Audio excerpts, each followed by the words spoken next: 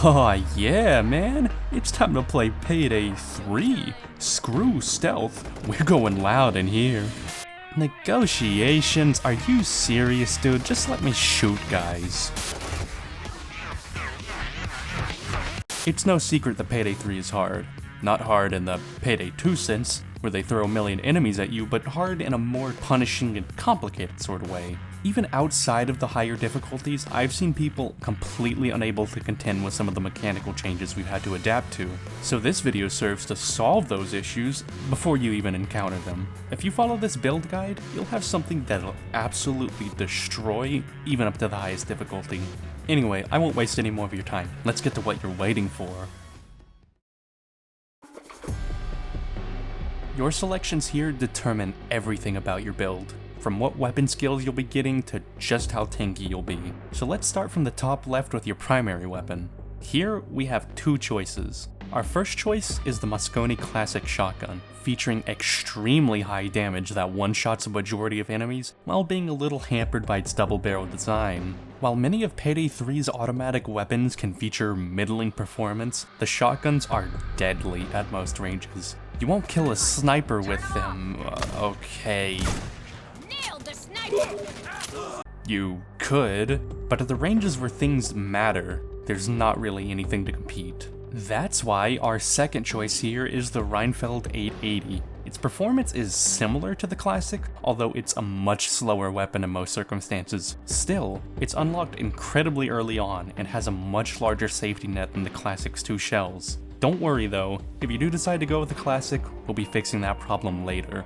Our secondary here is complicated. In Payday 3's beta, the Castigo 44 was the secondary of choice, featuring much higher damage than the Signature 40, but in the full game, the Signature has much more consistent performance. There's also the choice of the Strike 7, which might have low damage but makes up for it with an incredibly large magazine size. And then there's the last pistol, the SP Model 11. I'll be completely honest here, it's just straight up the best choice, but it will take you a little bit to unlock. This thing has near DMR performance packed into your pocket, with decent magazine size too. Really, you can't go wrong with a pistol. Every one of them serves as a great backup weapon in a little bit of a different way.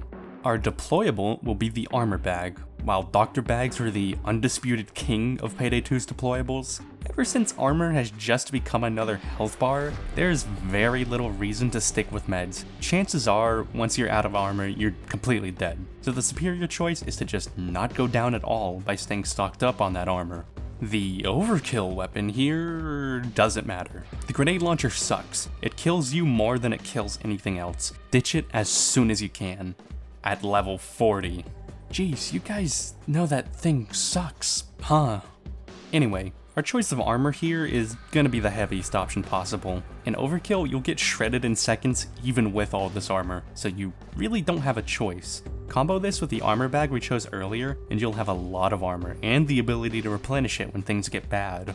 For the last section here, the throwables are kind of a mix-up. Right now I'm more fond of the concussion grenades, but I think smokes are also a valid choice. I think this is more up to personal preference than anything else, so maybe do your own homework here and experiment. The skills we'll be choosing serve to solve some of the more prevalent issues you'll see in Payday 3, namely your damage and then your survivability. It's all too common that you'll start out a heist doing really well, only to struggle in that last stretch. When you're finding tougher enemies and running out of the precious resource that is your armor, you'll almost always buckle under the pressure, unless you can make things easier for yourself. So let's tackle that sustainability problem first. In the previous part of this video, we chose the heaviest armor and brought an armor bag. In some heists, this already might be enough, but in others that go on for a long time, like the second bank heist, or some that limit your cover opportunities like the armor transport, you'll face some problems even on the lower difficulties. And this is why we'll be grabbing these 3 skills in the tank skill tree. The basic version of tank helps immensely for our survivability, since it allows us to regenerate armor quicker and adds more plates to the armor bag. The second skill we'll pick up is extra plates, which also adds more plates to the armor bag. With the both of these combined, your armor bag will typically be enough to restock the entire team just a little bit. This also helps in situations where you might be the only one bringing armor to a heist. The last skill in this tree we'll be getting is Armor Up. This increases how much armor you get from using armor bags by an additional chunk, which reduces the amount of plates you'll need to use down to typically just 1 or 2. The rest of the skills we've gotten focus on helping shotguns as a weapon type function more consistently. Starting with Sharpshooter, we're getting the aced version of the base skill. Being able to aim down a sightline and constantly refresh edge is very useful, because every other skill we'll be looking at relies on it in some way. You should make sure that you always have edge procced, especially before going into a gunfight with the Mosconi Classic. Without edge, every other skill here is completely useless.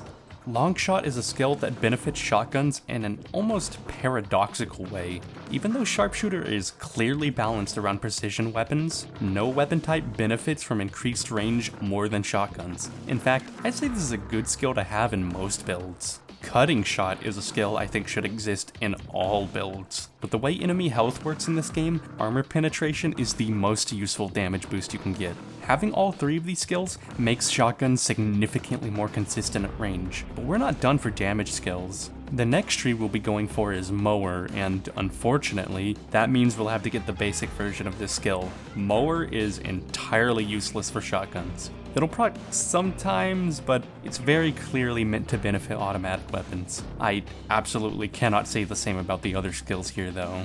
Ammo Funnel and Replenish are so good together that I'm not even going to mention them separately. By using both of these skills, every time you kill an enemy, you'll get another shell in your magazine. This is good for all weapons, but it's especially good for weapons that have smaller magazine sizes, like shotguns. Combo these with the Sharpshooter skills, and it's very possible to be clicking heads and consistently getting ammo back as you dome swats in the head. And you want to know the best part about all of this. This build only requires 10 skill points. Once you get to max level, you'll have 11 more points to play around with. You could get Plate Up from Ammo Specialist in the basic form of Enforcer to regenerate armor every time you kill someone, or go for Escapist and Swift to run faster to make up for your slow movement speed, or do both, you'll have the points for it. Anyway, I think you get the picture by now. I just wanted to get this video out by release for 2 reasons. 1, because I wanted to have a build guide on day 1. Yeah, I just want to be that guy. And 2, because I really want to stop seeing people bring doctor bags in lobbies. Guys, this isn't Payday 2.